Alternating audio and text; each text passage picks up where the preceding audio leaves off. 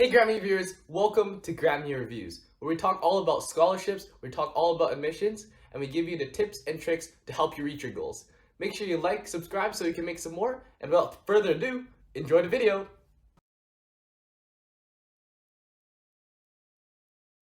Cool. So, hi everybody. We're back today with Kunal, who has a really great story to share about his scholarship and university journey.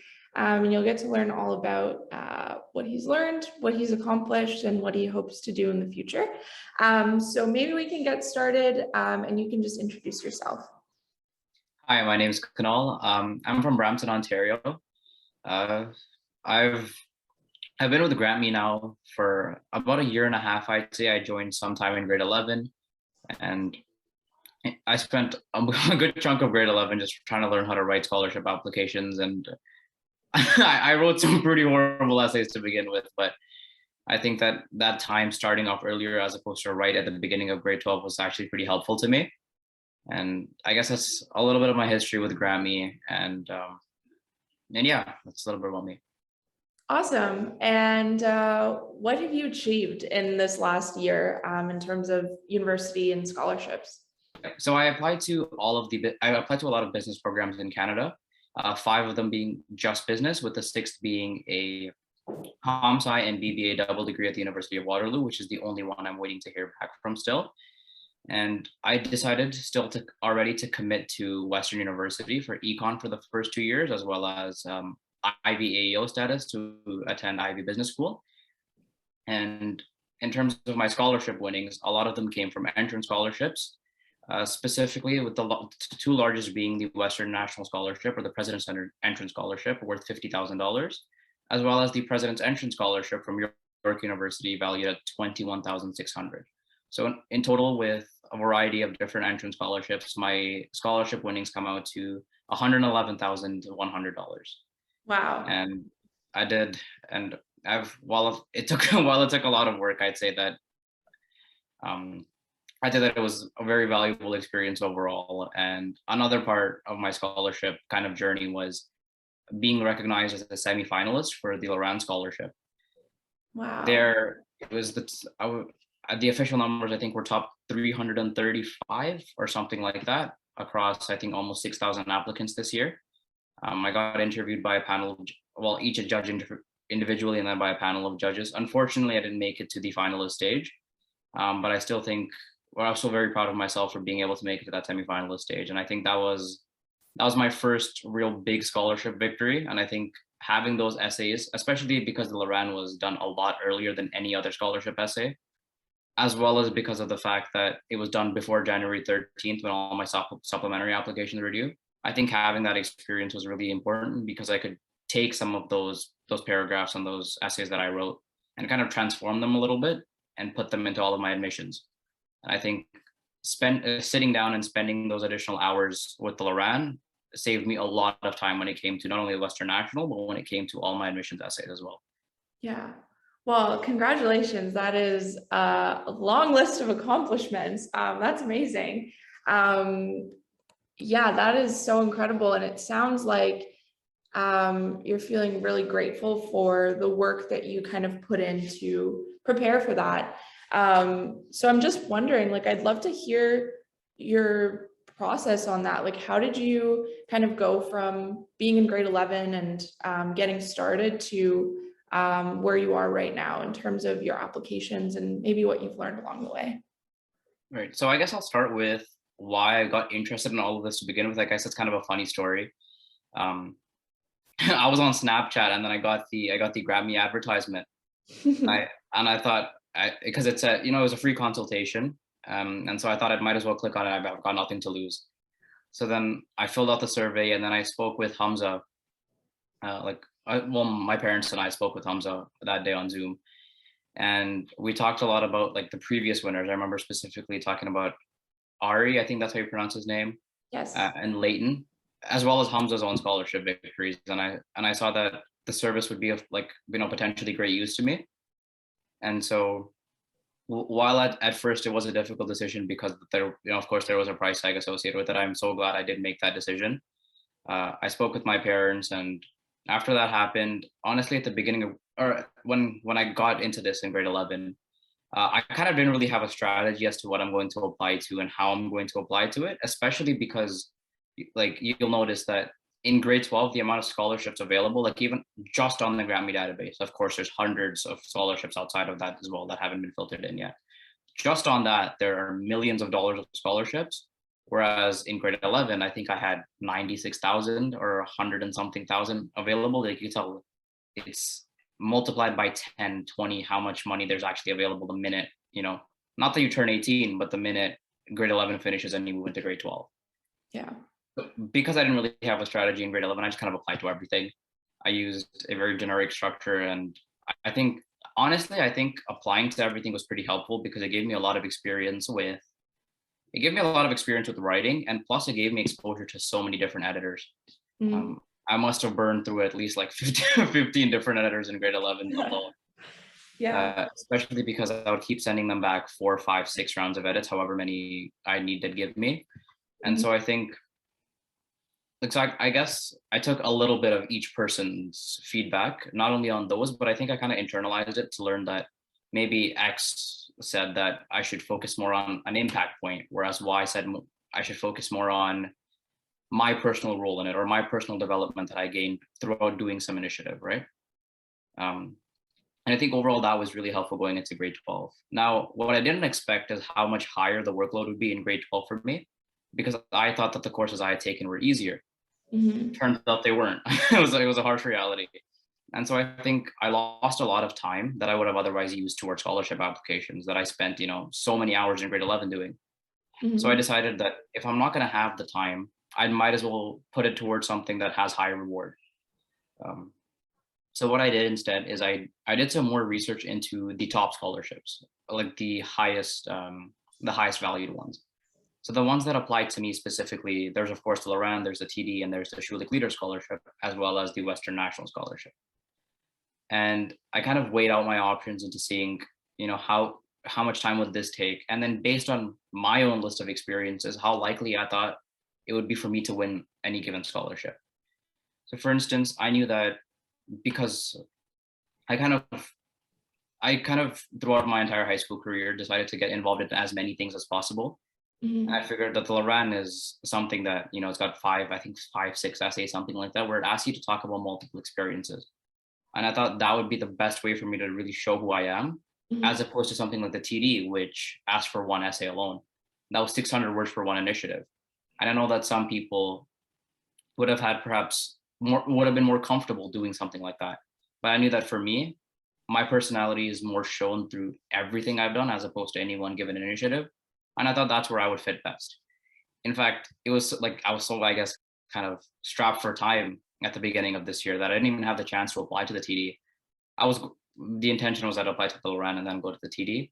And the Schulich Leader, of course, was a school nomination based thing. And it was more towards STEM students. And since I'm not really going into STEM, I only applied to one STEM program. That nomination was not I didn't get that school nomination. Another student who was going into STEM did. Right. So that gave me those two options. I wrote my Loran scholarship. And then after I got that semifinalist interview, sharpened up a little bit of my interview skills. And then at that point, it was kind of difficult because, it was so exciting. You have this alumni network, you have these retreats that these Loran scholars go to, et cetera, right? But then getting so close, but, yet being so far, it was a difficult time, honestly, especially because I thought that I had fared well in the interview. But at the end of the day, what's important is that I realized that one scholarship isn't the be all end all, and that there's so much more money out there that, can be won. Absolutely. Yeah. And a lot of it came from, a lot of these scholarship winnings came from entrance scholarships that were mostly grade based. So I think they factored in a little bit of your supplementary application to whatever program you applied to, as well as your grades. And so I realized, again, I had this preconceived notion that it had to be essays is what's going to give you money. But actually, focusing more on school than actually writing some scholarship essays or, keeping my focus on my academics actually helped out in the long run, because I won a lot of merit-based scholarships just off my average alone. Right. And I have to do my schoolwork anyway. So I feel like this was just an additional, it was just a bonus, right? So Totally. maybe work a little bit harder in school, and that's the philosophy I had. Instead of striving for this mark, maybe I should raise my expectations, put in some extra time, and just go for the highest mark I can. And that's what's going to help me get these entrance scholarships, and that's what's going to ultimately help me fund my post-secondary education. Right. Got And it. So what I'm hearing is that it really was for you figuring out what works best for you and what is kind of like the best use of your limited time. And you mentioned that you were pretty strapped for time throughout grade 12. It got super busy, and then you had like university and scholarship stuff on top of that. What did you do to manage your time and like kind of balance all of these like competing priorities? well, honestly, I think it's a matter of starting early. Mm, Um, Most people will tell you that the Western National Scholarship application process is by far the longest of any scholarship, to my knowledge, at least in the country. There are, I guess, a quick summary. There's 5 essays for 3,000 characters each, 1 essay for 4,000 characters, and then 1 original essay. It's like a research paper type of thing. Anywhere from 1,000 to 1,250 characters, fully cited. It's almost like a report. I right. think that one paper came out to 19,000 characters, plus the 3 times 5, which is another 15,000, another 4,000. So it came out to almost 40,000 characters of just work. And Right. so it was a lot. It was a lot to write. Um, and but what I did is that the minute I got my nomination, they nominated me, I think, the first day of December break. This was December 19th, 18th, in that realm. And this application was due February 14th. So that gave me 2 full months to kind of work on it. Mhm. And I figured what would take the longest and what would be quickest. It helped that I had all of December break to work on things. Yeah. And so I kind of broke it up into chunks, as opposed to thinking, I have 40,000 characters. Sorry, let's get started now. I Mhm. thought maybe I'll spend 3 days over the winter break reading all the questions, jotting down all the points, and create a structure. And each day I would make sure that I wouldn't allocate more than 45 minutes to an hour per day. But I would allocate these 45 minutes every single day, starting from when I got my nomination. Right. And I think by doing that, it didn't become so much of a hassle, really. It was just maybe spend some less time on TikTok. And there Mhm. you go. You've got so much more time to, write these scholarship essays. Yeah, that makes a lot of sense. I think like we as humans just like routine and structure. And as soon as you kind of like get into that flow of like, okay, I'm gonna sit down and chunk out this like 45-minute block for working on this application, or and I'm gonna do this for an hour for like school. That's great advice. I think like that really follows this idea of like even having like a calendar or just like blocking out time. And what I'm hearing is that you found that really effective for you. 100%. Yeah. Cool. Awesome. Well, it sounds like you kind of have that on lock. Like you really kind of figured it out in terms of what works best for you. What like challenges did you have along the way? And what did you figure out didn't work for you? Okay, so I'll definitely say that one of the biggest challenges I had with, in particular, the Western National Scholarship. I guess I'll talk about this first, and then later I'll talk about just an overall scholarship challenge I've had. Um, was There were times where I had allotted myself these 2 months, but there were times where in my head I would let myself make that excuse that I still have a month and a half left. I have a month left. How hard could 3,000 characters be? If I put my mind to it, I could do it in an hour. And I think that was one of the most detrimental, I guess, thought processes I had. And but at the same time, I was cognizant that this was bad. But again, at the same time, it was really difficult to counteract it. So what Mhm. ended up happening is I finished 6 of my 7 essays, including the big research one, with some time to spare. And I thought this one last prompt. It was very difficult. It was a prompt written by Marilyn, or it was a prompt discussing Marilyn Robinson, an essayist who made the connection between democracy and the public university. I think just deconstructing that prompt was probably harder than writing some of the other essays. Because the Right. other essays, you could just simply say, I did XYZ initiative, it helped this many people. Here's the impact it had on me, and here's the impact it had on my community. It was pretty straightforward. This, Mhm. on the other hand, wasn't your traditional scholarship question that you could duplicate from another application. Mhm. But I think that this idea that, oh, you still have a month left, you still have 3 weeks left, and then you get you leave this very difficult question till the end. And this was, I guess, this was the crux of this was the crux of this application. It was so difficult to kind of wrap my head around. Mhm. And at times I hit writer's block, and honestly, it grew increasingly frustrating until one day I realized that, maybe I shouldn't wait to finish my application and then get it edited. Maybe I should seek help to begin with before I start doing this. So what I did is I booked a one-on-one call with Miriam, and 30, we went over time actually. It was supposed to be 30 minutes. I think we went for 40, where she gave me this graphic organizer, and we spent like 10 minutes at a time deconstructing one sentence very meticulously over and over and over again. Mhm. And once I did that, I think basically the strategy that worked for me is take this complicated writing that Western gave to me and make it so I wrote it. Mm. And I simplified this prompt as much as I possibly could. And at that point, it started to look less like this intimidating big university scholarship and more like a prompt I could have written about in grade 7. Right. And I think making that distinction was one of the biggest things that worked for me. But one of the biggest issues I had with having this application was just, while you have a schedule, it takes so much discipline to be able to stick to it every single day and then not take shortcuts while in it. Because ideally, in my head, first 3-4 days, you write out jot notes for every single question. Then you take 1 day per each essay. You have all your points, right? You just turn your jot notes into a paragraph.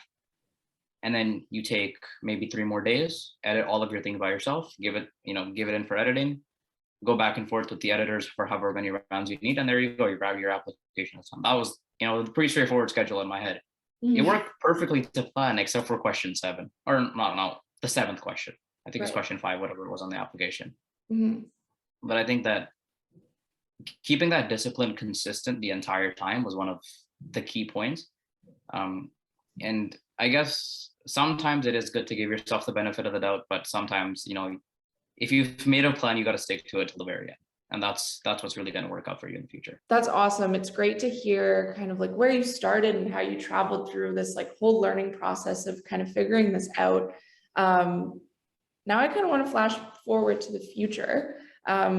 What do you hope to achieve at Western and I guess beyond that? This is a difficult question. I guess first thing, this has always been my ideology from, since I was a kid. Always, it was just that my number one focus always should be my academics and making sure that I'm the most educated that I can be, that I can take advantage of all the academic resources and opportunities that are presented to me. So whether that be the first 2 years studying economics, or whether that be year 3 and 4 studying business, I want to make sure that I'm able to extract as much out of this university experience as humanly possible. Mm-hmm. I mean, that's why I'm paying tuition, so I might as well use it. But I think another huge factor of it is that I've always lived with my parents. I mean, granted, I'm only 17, so of course I've lived with my parents my entire life. But moving to London, it's not really that close to where I live. It's 2.5, maybe 3-ish hours, depending on the day and depending on the 401. Yeah. I think moving to London is going to be huge for me because it's going to be the first time where will be able to make decisions for myself. This will be that I have no one to discipline me and or not discipline me is in the sense like, when I come home, there's no like my mom isn't going to have everything prepared for me. Mm-hmm. My dad isn't going to be there to, iron my clothes or anything like that, right? All the responsibility kind of falls on you for the first time ever. Mm-hmm. And that's something I'm pretty excited about, honestly, because grow as an individual. I think that self-development is something I'm really excited to have over the next 4, maybe 5 years, depending on what I decide to do with my degree. Mm-hmm. The academics are one thing, this is another. And I honestly just hope to be able to make the scale of impact I had in high school in my local school community, which, 1,200 people in a Brampton high school is nothing compared to one of the biggest universities in Canada where there's tens of thousands of people coming every single year, right? Yeah. But I just hope to be able to make the impact that I made in high school on my community, but at a much larger level now, at the university level. Yeah. If I've done that, I think I'm happy with the next 4 years if I've been able to do that. Yeah, that's great. And what impact did you have on your high school? What were you involved in? What did you create there? So I kind of took high school as an opportunity to join everything that I possibly could. At least in my later years, I was kind of hesitant in grade 9 and grade 10. But specifically, the two biggest contributions I had to my high school were being the president of my school's Model UN club, as well as my school's athletic council. And like with Model UN, we held two conferences over the last 2 years. I think the numbers came out to around 400 delegates from 25 different schools attended our conference. Right. And I think that having that platform to be able to connect with so many people was a huge part of my high school experience. Mhm. And another thing being the athletic council, it's athletics is always something that has been really important to me as since I was a kid, actually. When I first came to Canada, it was a huge part in helping me as not only fit in socially, but escape a lot of bullying. I came in very overweight, and I came in with an accent. Of course, I came from Dubai, um, Indian by nationality, but lived in Dubai at that point. But being in sports really helped me fit in with everybody around me, and having the opportunity to give that to other people was something that really meant a lot to me. Mhm. And whether even there was a variety of ways where I thought I would be able to do that. We did the Terry Fox run a couple of years, and we raised over $3,000 for cancer research, which was something I was proud of. And we also held intramurals where at lunchtime, anybody really, regardless of age, race, gender, whatever it may be, was able to come in to a common ground, the gymnasium, and just play. I think at one point we had 365 kids lined up around the gym to play basketball one day, Wow. and we had to have like a whole filter system at the door, and then Yeah. we made a whole Google Classroom and everything. And I think that was one of the best moments of my high school life, because just to see that how much something as stupid as putting a ball in a basket helped me. You have almost 400 students around the gym wanting to do that very thing. Mhm. And I thought that my impact or my role in that, um, yeah, I think I appreciated the role I had in that, and I would love to be able to make that type of impact, just at a much larger scale now when it comes to a university, as opposed to, I think we're the smallest high school in my city, but you know, things happen. Yeah. Well, that's really cool. It must have been such a great feeling to see that and to know that, you had created this out of something that, was like personal to you. And I mean, sports are great for that. Sports bring people together. And to be able to facilitate something like that and kind of create this like sense of community in your school through that and through the other initiatives that you did with your athletics council, it's awesome. What advice would you have for students that are, I guess, looking to get involved in some way in their community, whether it's like in school or out of school? What advice do you have there? I guess the initiatives that I joined, it was always one of two reasons. It was either one, that I wanted to work on a skill that I otherwise was not great at, Mhm. or two, it was because it was something I was genuinely passionate about.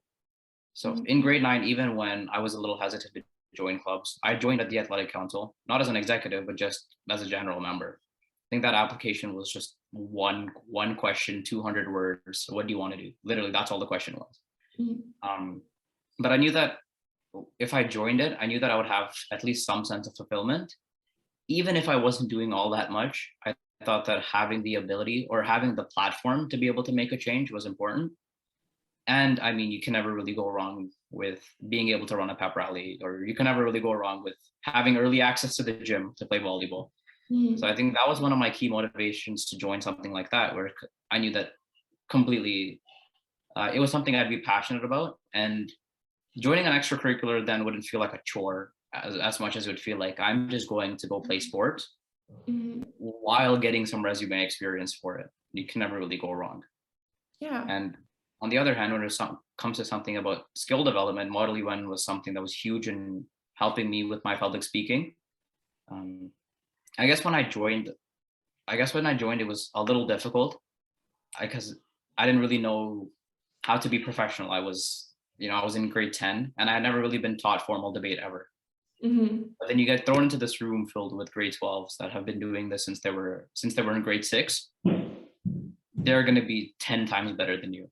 But then I guess being in the room with so many talented and so many experienced people helped me learn what it takes to be as confident as them when it comes to a setting like this.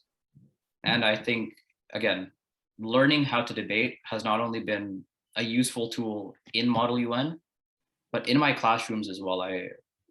We have a lot of discussions, whether that be in law class, debating whatever's happening in the world, or you're debating some philosophical argument, whatever it may be. I think the skills that I learned from Model UN helped me there, and in day-to-day life, honestly. Yeah. It's been so nice to be able to win some arguments against my mom when she tries to convince me to do stuff. So I guess, yeah, I think just join things that'll help you out, and then join things that you actually want to do, so that it doesn't feel like a chore and more just you're having fun. Yeah. And what I'm hearing from that too is to not be intimidated by something if it's maybe not something that you're the best at, because there's always that opportunity. I guess it's like the not being scared of failing, or like the prospect of failing, and knowing that, through that you will actually learn something, and you might learn this like new skill that is useful in some area of your life that you wouldn't expect. Yeah, cool. Awesome, Kunal. Well, it was really great to get to speak to you and to learn about your story. It's just like so amazing to hear you speak about the things that you've learned. You seem so far beyond your years. Thank you. But I wish you the best of luck in university and finishing up your grade 12 year. I hope you kind of enjoy the moment and savor what's left of high school, but also being excited about university and kind of the future that awaits for you there. So congratulations again, and thanks for sitting down with me and speaking with me. Thank you. And that's the end of the video. Make sure you like, subscribe, and if you found this video useful or learned something new, make sure you share it with a friend as well. Thank you for watching GrantMe Reviews, and we hope to see you next time.